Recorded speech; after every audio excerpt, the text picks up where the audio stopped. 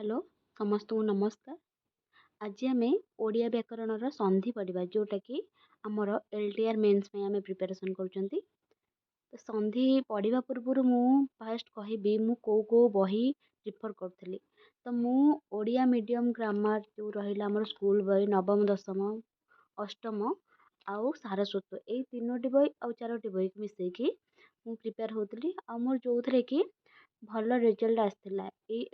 RST पूर्व वर्ष RST रे मेन रे मोर 45 रु 44 आसाला। तो से आपण मानू सजेस्ट करी कि यही बही सब पढ़ु निश्चित भाव में ओडिया ग्रामर रे बहुत भल स्कोर करेंगे। तो संधि पढ़ा देखा कौन देती। हिमालय पर्वत भारत वर्षर उत्तर दिगरे अवस्थित। यही पर्वत ब्रह्मर्षि तथा देवर्षि मानकर तपस्या स्थली अटे। ए ऋषि सकल सदाचार संपन्न अटंती और सर्वदा जगदीश्वर चिंतार निमग्न रही था। गंगा नदी मध्य यही पर्वत निर्गत होइअछि। जगज्जनक कल्याण उद्देश्य से निरंतर दीर्घ पथ अतिक्रम करी बही चली। तो यही पांचटी जो सेंटेंस देछि कौन पाई देछि आ भितर हमर केतोटी पद अछि बा शब्द अछि जोटा कि संधि हिची। संधि केमिति हिची देखिबा। हिमालय एठी कौन कौन युक्त होइकि संधि हिची दुईटी शब्दर मिलन रे संधि हिची किपरि देख। हिम युक्त आलय तो हिमालय एठी अ कहबे एठी तो अ नाही किंतु एठी अ म हलंत युक्त अ तो म हैला। तो अ एठी अ आउ एपटे आ मिसिकी आ कर रही तो हिमालय। सेहीपरि आम जो संधि पढ़ेबी से मुझे कहबी सेहीपरि ब्रह्मर्षि ब्रह्म युक्त ऋषि ब्रह्मर्षि होती। सेपरि देवर्षि देवयुक्त ऋषि सदाचार सत युक्त आचार। सेहीपरि जगदीश्वर जगतयुक्त ईश्वर निर्गत निहि युक्त गत निरंतर निहि युक्त अंतर जगज्जन जगत युक्त जन यहीपरि भाव में होइछि। सेगुड़ा सब ये देदेछि। तापरे आमे कौन आज पढ़ा आमे संधि पढ़ा। संधि तीन प्रकार अच्छे स्वर संधि व्यंजन संधि आ गोटे विसर्ग संधि। तो फास्ट आमे स्वर संधि पढ़ा आ डिटेल्स भल भाव में बुझा। स्वर संधि कौन परस्पर सन्निहित पूर्वपदर शेष वर्ण और परपदर प्रथम वर्णर मिलन को संधि कहुए। सॉरी एटा संधि कहुच्छी स्वर संधि पछरे देखा। परस्पर सन्निहित पूर्वपदर शेष वर्ण और परपदर प्रथम वर्णर मिलन को संधि कहुए। मन बुझिपारे ये कौन देला परस्पर सन्निहित पूर्वपदर शेष वर्ण जेहेतु ये दुईटा पद अच्छी हिमालय रे कौन अच्छी दुईटा पद अच्छी गोटे हिम युक्त आलय है। तो हिमटा हूँ पूर्वपद आलय हूँ परपद। पूर्वपदर शेष वर्ण किए म परपदर प्रथम वर्ण किए आ। तो यही दुईटर मिलन रे हूँ संधि गठित होती। तो संधि हूँ तीन प्रकार देखा स्वर संधि व्यंजन संधि और विसर्ग संधि। फास्ट आम स्वर संधि पढ़ा देख। ऋषि कंबलासन रे बसचंती रवींद्र घर को जाऊँगी। तो कंबलासन ये कौन है फास्ट आमको मन रखा पड़ो अ प्लस अ मिसी आ हुए। तो स्वर संधि कहीं कहगला कहीं आम स्वर वर्ण जानते 11टी आम जो अच्छी स्वर वर्ण आ स्वर वर्ण तेणु जेहेतु अच्छी तेणु मिसेकी आ है। तो ये केमिति आ है कंबल युक्त आसन ये कंबल मुझे लास्ट वर्ण अ अच्छी कहीं ळ हलन युक्त ळ। तो कंबल लास्ट वर्ण अ अच्छी आठ अच्छी आ। तो कंबलासन आ माने लास्ट देखिए कौन है कंबलासन। सेपरि रवींद्र देजी। तो ये आम जाना जमी अ मिसिकी आ हूँ सेपरि ई मिसिकी कौन हूँ दीर्घ ई हूँ पढ़ा आग को किपरि। तो ई मिसिकी दीर्घ ई है। तो रवींद्र रवि रे हर्षईकार ये अच्छी एटी भी हर्षई अच्छी। तो कौन है हर्षईकार आ हर्षई मिसिकी दीर्घ ही गला। तो रवींद्र से रवींद्र पर दीर्घ इकार होगला सॉरी पर दीर्घ इकार है। तो ଉପରେ ଦିଆଯାଇଥିବା କମଳର ଶେଷ ବର୍ଣ୍ଣ ହେଉଛି ଳ ହଳନ ଯୁକ୍ତ ଅ ଅର୍ଥାତ୍ ଅ। ଆସନର ପ୍ରଥମ ବର୍ଣ୍ଣ ହେଉଛି ଆ। ଏହି ଅ ସହିତ ଆ ର ମିଳନ ଘଟି ଆ ହୋଇଛି। ସୃଷ୍ଟ ଆ ଧ୍ୱନିଟି ପୂର୍ବ ବର୍ଣ୍ଣରେ ସଂଯୁକ୍ତ ହୋଇଛି। ବୁଝିପାରିଲେ? ତାପରେ ଦେଖିବା ସେଇଟା ଏଇଟା କୁହାହେଇଛି ସବୁ ରବୀନ୍ଦ୍ର କେମିତି ହେଇଛି। ତାପରେ ପରସ୍ପର, ଏଇଟା ଆମେ ସ୍ୱର ସନ୍ଧି କ'ଣ ଜାଣିବା। ପରସ୍ପର ସନ୍ନିହିତ ପୂର୍ବ ପଦର ଶେଷ ସ୍ୱର ବର୍ଣ୍ଣ ସହିତ ପରପଦର ପ୍ରଥମ ସ୍ୱର ବର୍ଣ୍ଣର ମିଳନକୁ ସ୍ୱର ସନ୍ଧି କୁହାଯାଏ। ତ ପୂର୍ବ ପଦରେ ସ୍ୱର ବର୍ଣ୍ଣ ରହିଥିବ, ପୂର୍ବ ପଦର ଶେଷ ବର୍ଣ୍ଣରେ ସ୍ୱର ବର୍ଣ୍ଣ ରହିଥିବ, ଆଉ ପରପଦର ପ୍ରଥମ ବର୍ଣ୍ଣଟା ମଧ୍ୟ ସ୍ୱର ବର୍ଣ୍ଣ ହେଉଥିବ। ତ ସେଇ ସ୍ୱର ବର୍ଣ୍ଣ ମିଳନ ହେଲେ କ'ଣ ହବ? ସ୍ୱର ସନ୍ଧି ତାକୁ କୁହାଯିବ। ଯେପରି ମୁଁ ଆପଣମାନଙ୍କୁ କ'ଣ କହିଥିଲି, ଅ ମିଶିକି କ'ଣ ହୁଏ? ଆ। ଏଇଟା ଆମେ ମନେ ରଖିବେ। କ'ଣ କ'ଣ? ଅ ଆ।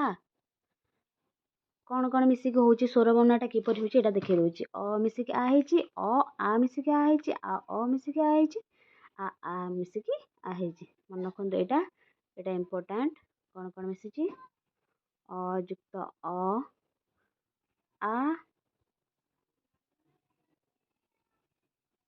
ତାପରେ ଅ ଯୁକ୍ତ ଆ ହେଇଛି, ଆ ଯୁକ୍ତ ଆ ହେଇଛି, ସେପରି ଆଉ ଗୋଟେ ରହିଲା ଆ ଯୁକ୍ତ ଆ ହେଇଛି। ତ ଏଇ ବର୍ଣ୍ଣ ଗୁଡ଼ାକ ଯୋଉଥିରେ ଲାଗିଥିବ, ସ୍ୱର ସନ୍ଧିରେ ଥିବ, ଥିବ ସେଇଟା ଆ ହବ। ଏଠି ଆ ଥିଲେ ଆ ହବ, ଅ ଥିଲେ ଆ ହବ। ଏଇଟା ପୂର୍ବ ପଦର ଶେଷ ବର୍ଣ୍ଣରେ ଥିବ, ଏଇଟା ପରପଦର ପ୍ରଥମ ବର୍ଣ୍ଣରେ ରହିଥିବ। ଦେଖନ୍ତୁ ଦେବ ଯୁକ୍ତ ଅସୁର, ସେଇଟା ହେଲା ଦେବାସୁର। ଏଠି ଅ ଆସୁଛି, ଏଠି ବି ପ୍ରଥମ ବର୍ଣ୍ଣଟା ଅ ଅଛି ପରପଦର, ଦେବା ଆ ହେଇଗଲା। ସେମିତି ଶ୍ଵେତ ଯୁକ୍ତ ଅମ୍ବର, ଏଠି ଶ୍ଵେତାମ୍ବର ଆ ହେଇଗଲା। ନୀଳ ଅ ଅଛି, ଏଠି ଅଚଳ ଅ ଅଛି, ଏଠି କ'ଣ ହେଇଗଲା? ଆ ହେଇଗଲା ନୀଳାଚଳ। ଗ୍ରାମ ଯୁକ୍ତ ଅଞ୍ଚଳ, ସେପରି ଆ ହେଇଗଲା ଗ୍ରାମାଞ୍ଚଳ। ଅସ୍ତ ଯୁକ୍ତ ଅଚଳ, ଅସ୍ତାଚଳ। ବୁଝିପାରୁଛନ୍ତି? କୋଉଠି ହଉଛି? ଆ କୋଉଠି ହଉଛି? ପୂର୍ବ ପଦର ଶେଷ ବର୍ଣ୍ଣରେ, ଆଉ ପରପଦ ଆରମ୍ଭ ଯୋଉ ହେଉଛି ପୂର୍ବ ପଦର ଶେଷ ବର୍ଣ୍ଣରେ ମିଶି ଯାଉଛି, ଏଟା ଆ ହେଇଯାଉଛି। ସେପରି ସିଂହ ଯୁକ୍ତ ଆସନ, ସିଂହାସନ। ସିଂହ ଅ ଅଛି, ଏଠି ଆ ଅଛି, ତ ପୂର୍ବ ପଦର ଶେଷ ବର୍ଣ୍ଣରେ ଆ ହେଇଗଲା, ସିଂହାସନ ଏକାଥରେ ହେଇଗଲା। ସେମିତି ଗୁଣ ଯୁକ୍ତ ଆକାର, ଗୁଣାକାର। କୋଉଠି ଆକାର ଲାଗିଛି? ପୂର୍ବ ପଦର ଶେଷ ବର୍ଣ୍ଣ ମାନେ ନରେ ଲାଗିଛି ଆକାର। ସେପରି ଉଚ୍ଚ ଯୁକ୍ତ ଆସନ, ଉଚ୍ଚାସନ। ତାପରେ ଚିତ୍ତା ଯୁକ୍ତ, ସେମିତି ଆ ଅ ମିଶିକି ଆ ହେଇଛି। ଚିତ୍ତା ଯୁକ୍ତ ଅନଳ, ଚିତ୍ତାନଳ। ସୁଧା ଯୁକ୍ତ ଅଂଶୁ, ସୁଧାଂଶୁ। ଅ ମିଶିଗଲା, ଏଠି ଆ ଅଛି, ସେଥିପାଇଁ ଆ ହିଁ ରହିଲା, ସୁଧାଂଶୁ। ସେହିପରି ବିଦ୍ୟା ଯୁକ୍ତ ଆଳୟ, ଏଠି କ'ଣ ଆମେ କହିଥିଲେ? ଆ ମିଶିକି ଆ ହୁଏ। ତ ବିଦ୍ୟାରେ ଆ ଅଛି, ଏଠି ପ୍ରଥମ ବର୍ଣ୍ଣରେ ଆ ଅଛି, ତ ହେଇଗଲା ବିଦ୍ୟାଳୟ। ସୁଧା ଯୁକ୍ତ ଆକର, ସୁଧାକର। କ'ଣ ରହିଲା? ଏଇଟା କ'ଣ ଆମେ ଜାଣିଲେ? ଅ ବା ଆ ପରେ ଅ ବା ଆ ଥିଲେ ଦୁହେଁ ମିଶି ଆ ହୁଅନ୍ତି। ଏହି ଆକାର ହୋଇ ପୂର୍ବ ବର୍ଣ୍ଣ ସହିତ ସଂଯୁକ୍ତ ହୁଏ। ମନେ ରଖିଲେ? ତାପରେ ଆମେ ଇ ଜାଣିବା। ଯେପରି ଆ ଗଲା, ସେପରି ଅ ଆଉ ଆ ମିଶିକି ଆ ହେଇଥିଲା, ସେପରି ଇ ଆଉ ଇ ମିଶିକି ଇ କେମିତି ହେଉଛି ଦେଖିବା।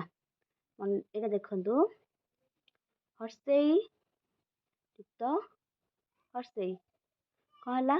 ଦୀର୍ଘ ଇ। ସେମିତି ହର୍ଷଇ ଯୁକ୍ତ ଦୀର୍ଘ ଇ, ସବୁଥିରେ ଦୀର୍ଘ ଇ ହବ, ଦୀର୍ଘ ଇ। ସେମିତି ଦୀର୍ଘ ଇ ଯୁକ୍ତ ହର୍ଷଇ ହେଲା ଦୀର୍ଘ ଇ। ସେମିତି ଦୀର୍ଘ ଇ ହେଲା ଦୀର୍ଘ ଇ। ମନେ ରଖିଲେ? ସବୁ ଲାଷ୍ଟରେ ହେଉଛି ଦୀର୍ଘ ହିଁ ହେଉଛି। ହର୍ଷଇ ମିଶୁ କି ଦୀର୍ଘ ଇ ମିଶୁ, ଯାହା ସହିତ ଯାହା ସହିତ ମିଶିଲେ ବି ଲାଷ୍ଟକୁ ଦୀର୍ଘ ଇ ହବ। କିପରି ହେଇଛି ଦେଖନ୍ତୁ, ଏଠି ରହିଲା ଜ୍ୟୋତି। ଜ୍ୟୋତିରେ ହର୍ଷଇକାର ରହିଛି, ଆମେ ଇ ଫାଷ୍ଟ ପଢ଼ିବା। ଜ୍ୟୋତିରେ ହର୍ଷଇ, ଏଠି ଫାଷ୍ଟ ହର୍ଷଇ, ପରପଦରେ ପ୍ରଥମ ହର୍ଷଇ, ତ ଲାଷ୍ଟକୁ ହେଇଗଲା ଜ୍ୟୋତିରେ କ'ଣ? ଦୀର୍ଘ ହେଇଗଲା, ଜ୍ୟୋତୀନ୍ଦ୍ର। ଅତି ଯୁକ୍ତ ଇବ, ଅତୀବ। ତରେ ଦୀର୍ଘ ହେଇଗଲା। ସେମିତି ଇ ଯୁକ୍ତ ଦୀର୍ଘ ଇ ହେଇଛି। ପରି ଯୁକ୍ତ ଇକ୍ଷା, ପରୀକ୍ଷା। मुनि युक्त ईश्वर ईश्वर दीर्घई अच्छी मुनि हर्षई अच्छी किंतु नटा हो पुणी न दीर्घई लगे मुनीश्वर सेमती दीर्घई युक्त इक्वल दीर्घई मही युक्त इंद्र महीन्द्र सची युक्त इंद्र सचीन्द्र सेमती दीर्घई समान दीर्घई मही दीर्घई अच्छी परपदर से प्रथम वर्ण कौन दीर्घई अच्छी मही युक्त ईश्वर हो गला से दीर्घई महेश्वर अबनी युक्त ईश अबनीश परपदर जो प्रथम वर्णटा रही है विलुप्त हो पूर्वपदर शेष वर्ण से मिसिकी आड हो लगे माने दीर्घईकार होगला एथर कौन जनागला ई पर हर्षई हर्षई दीर्घई पर हर्षई दीर्घई थिले दुहे मिसी दीर्घ ई हुअन्ति एही दीर्घईटी दीर्घईकार रूप में पूर्ववर्ण युक्त हुए तापरे आमे पुणी हर्षौ जानिबा किपरि हर्षौ बा हर्षौ दीर्घ मिसिकी दीर्घ उ हेछि हर्षौ युक्त हर्षौ हेगला कौन दीर्घ उ सेमती हर्षौ युक्त दीर्घ उ हेला सेई दीर्घ उ दीर्घ उ युक्त हर्षौ हेला दीर्घ उ तापरे दीर्घ उ युक्त दीर्घ उ समान से दीर्घ उ रखिले देखंतु सुयुक्त उक्ति सरे हर्षकारे उरे उटा भी हर्षकारे हो गला सरे एक माने एकाथरे हो गला दीर्घ उ सुक्ति साधुयुक्त उद्यम साधु उद्यम सबुतरे कोथरे चेंज होची पूर्वपदर शेष वर्ण रे दीर्घकार लगुची साधुयुक्त उपदेश साधुपदेश सेमती हर्षयुक्त दीर्घ हो गला दीर्घ सिंधुयुक्त उर्मी सिंधुर्मी लघुयुक्त उर्मी लघुर्मी पूर्वपदर शेष वर्ण रे दीर्घकार हो जाउची दीर्घयुक्त हर्षौ हो गला दीर्घ बधुयुक्त उक्ति बधुक्ति दीर्घयुक्त दीर्घ हो गला दीर्घ भूयुक्त ऊर्ध्व तो भूर्ध्व एटा मन रखिदेले पूरा इजी आराम से परीक्षा रे आपण माने करि परिबे दीर्घ बा दीर्घ थिले दुहे मिसी दीर्घ उ हुअन्ति एही दीर्घ उकार होई पूर्ववर्ण युक्त हुए बुझिला तापरे आइला किपरि अ ई मिसिकी ए हेची अ आ सहित हर्षई दीर्घई मिसिले किपरि ए हुए मैं देखिबा मन रखु फास्ट एटा होची सूत्र अयुक्त ई हैला ए पूर्वपदर अ थिबो परपदर प्रथम रे ई थिबो तो हेजिबो लास्ट को पूर्वपदर शेष वर्ण रे ए कार लागि जिवो अयुक्त दीर्घ ई भी कहला ए सेमती आयुक्त ई ए आयुक्त दीर्घ ई ए रखिले किपरि शुभयुक्त इच्छा हो गला भरे एकार हो गला शुभेच्छा सुरयुक्त इंद्र सुरेन्द्र हर्ष ई असहित हर्ष दीर्घ ही मिशी ए गणयुक्त ईश गणेश देवयुक्त ईश देवेश आ सहित युक्त होती ई गला ए महायुक्त इंद्र महेन्द्र यथायुक्त इच्छा यथेच्छा आयुक्त दीर्घ ई मिसिकी ए होती रमायुक्त ईश रमेश महायुक्त ईश्वर महेश्वर एतिर कौन जनागला अ बा आ परे ई बा दीर्घ ही थिले दुहे मिसी ए हुअन्ति एही ए ध्वनिटी एकार होई पूर्ववर्ण रे युक्त हुए 5 नंबर कौन देची अ प्लस हर्षौ हे गला ओ अ प्लस दीर्घ हे गला ओ आ प्लस हर्षौ ओ आउ आ प्लस दीर्घ गला ओ तो अ आ सहित हर्षौ दीर्घ मिसिकी कौन है ओ है प्रथम वर्णर शेष वर्ण रे प्रथम पदर शेष वर्ण रे अ थिबो बा थिबो पर पदर पूर्व वर्ण रे कौन थिबो हर्षौ बा दीर्घ थिबो तो हबो ओ हे जिवो जेमिति कि लंब एठी अ अछि उदर तो हे गला मम्बम्बरे ओ काले गला लंबोदर पुरुष युक्त उत्तम पुरुषोत्तम सेपरि ନବ ଯୁକ୍ତ ଉଢ଼ା ନବୋଢ଼ା। ଚଳ ଯୁକ୍ତ ଉର୍ମି ଚଳର୍ମି। ମହା ଯୁକ୍ତ ଉଦଧି ମହୋଦଧି। ଗଙ୍ଗା ଯୁକ୍ତ ଉଦକ ଗଙ୍ଗୋଦକ। ତାପରେ ହେଲା ଆ ଯୁକ୍ତ ଦୀର୍ଘ ଓ ମହାଯୁକ୍ତ ଉର୍ମି ମହୋର୍ମି। ତାପରେ ଏଥିରୁ କ'ଣ ଜାଣିଲେ? ଅ ବା ଆ ପରେ ହର୍ଷ ବା ଦୀର୍ଘ ଥିଲେ ଦୁହେଁ ମିଶି ଓ ହୁଅନ୍ତି। ଏ ଓ ଧ୍ୱନିଟି ଓକାର ହୋଇ ପୂର୍ବ ବର୍ଣ୍ଣରେ ଯୁକ୍ତ ହୁଏ। ତାପରେ ଦେଖିବା 6 ନମ୍ବରରେ କ'ଣ ଦେଇଛି? କିପରି ଅର୍ ହେଇଛି, ମାନେ ଅ ଆଉ ରୁ ବା ଆ ବା ରୁ ଦୀର୍ଘ ମିଶିକି ଅ ଆ ସହିତ ରୁ ମିଶିକି କିପରି ଅର୍ ହେଇଛି। ତ କ'ଣ ଅଛି? ଅ ଯୁକ୍ତ ରୁ ହେଲା ଅର୍। ଅର୍ ମାନେ ରେବ୍ ହେଇଯିବ ଯୋଉଟା। ସେପରି ଆ ଯୁକ୍ତ ରୁ ହେଇଗଲା ଅର୍। ମନେ ରଖିଲେ? ସପ୍ତ ଯୁକ୍ତ ଋଷି କ'ଣ ହେଇଗଲା? ସପ୍ତର୍ଷି। ଦେବ ଯୁକ୍ତ ଋଷି ଦେବର୍ଷି। ରାଜା ଯୁକ୍ତ ଋଷି ରାଜର୍ଷି। ମହାଯୁକ୍ତ ଋଷି ମହର୍ଷି। ତ ଅ ବା ଆ ପରେ ରୁ ଥିଲେ ଦୁହେଁ ମିଶି ଅର୍ ହୁଅନ୍ତି। ଏହି ଅର୍ର ଅପୂର୍ବ ବର୍ଣ୍ଣରେ କ'ଣ ହୁଏ? ଓ ର ବା ରେଫ୍ ର ହଳନ୍ତ ଯୋଉଟା ରେଫ୍ ହୋଇ ପୂର୍ବ ବର୍ଣ୍ଣରେ ଯୁକ୍ତ ହୁଏ। ସେପରି ଅ ଆ ସହିତ ଏ ଐ ମିଶିଲେ ଔ ହୁଏ। ପୂର୍ବ ବର୍ଣ୍ଣରେ କ'ଣ ଥିବ? ଅ ଥିବ। ପର ବର୍ଣ୍ଣରେ ଏ ବା ପୂର୍ବ ବର୍ଣ୍ଣରେ ଅ ବା ଆ ଥିବ। ପର ବର୍ଣ୍ଣରେ ଏ ବା ଐ ଥିବ। ଦୁହେଁ ମିଶି କ'ଣ ହବ? ଐ। ଯେପରି ଅଯୁକ୍ତ ଏ ଐ ହେଲା। ସେପରି ଅଯୁକ୍ତ ଐ ମଧ୍ୟ ଐ।